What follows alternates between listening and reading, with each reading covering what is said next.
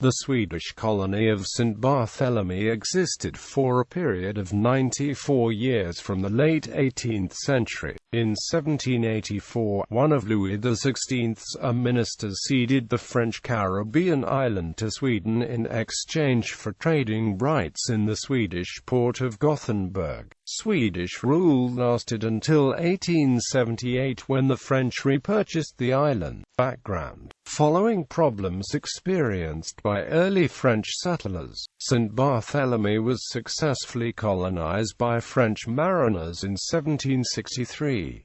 Attracted by the island's prosperity during the American Revolutionary War, Gustav III of Sweden agreed to exchange French trading rights in Gothenburg against Swedish colonization of the island. In addition to its freshwater sources, the island produced moderate amounts of cotton, sugar, cocoa, tobacco and fruits, while it promised substantial revenue from trade through its natural harbor on the island's west coast. On the 1st of July 1784, the island became a Swedish possession.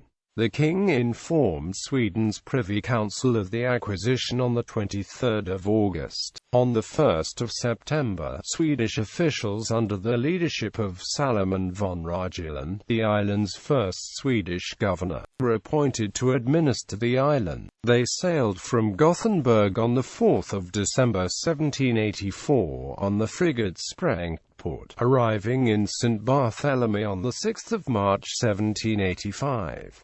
In January 1785, the Swedish merchants Jacob Roll and Adolf Fredrik Hansen had already arrived to establish a trading post with warehousing. At the time, the island had a population of some 750, of whom 281 were slaves. French was spoken in the rural areas while English was spoken in the capital.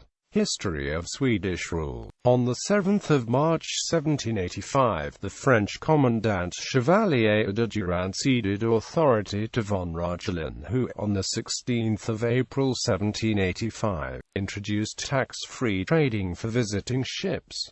On the 7th of September, he established Saint Barthélemy as a free port. The French port of Le Carénage was renamed Gustavia after the Swedish king. For the 28th of August 1786, slave trade was included in a royal letter, and on the 12th of March 1790 the taxation regime for the shipment of slaves was established. Between a third to half of Saint Barthélemy's population were registered slaves in year 1819. On the 31st of October 1786, the Swedish West India Company was established on the island with responsibility for maintaining the port and the employment of Swedish officials. By the end of the century, around 1,330 ships visited the port of Gustavia annually. By the beginning of the 19th century, the population had grown to around 6,000,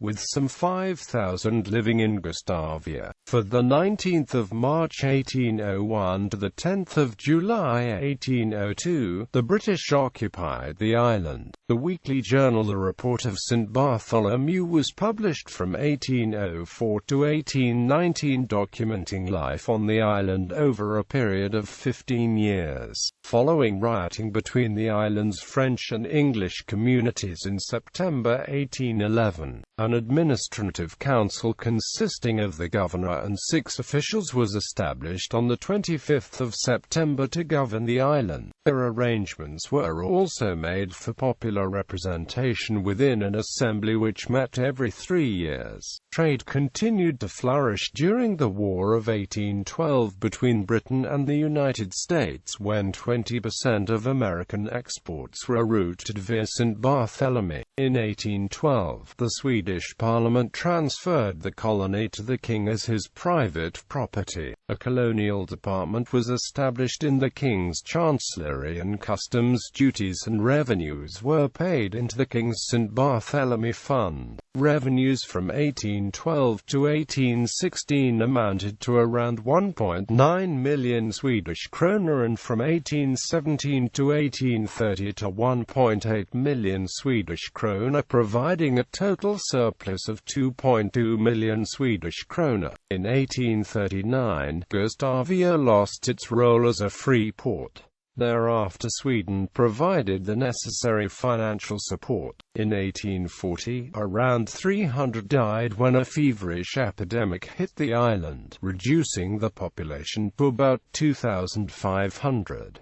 In 1850, the island also suffered a severe drought. In the mid-1840s, the Swedish Parliament ruled that Saint Barthélemy should again be included under national administration. The Parliament also abolished slave trading and slavery on the island. A census in late 1875 indicated there were around 2,300 living on the island, 800 of whom resided in Gustavia. There were only 399 ships sailed to the island, of which 227 were from Britain and 132 from Sweden. As a result of increases in the financial support required to administer the colony, the Swedish authorities began negotiations with France for the island's repurchase.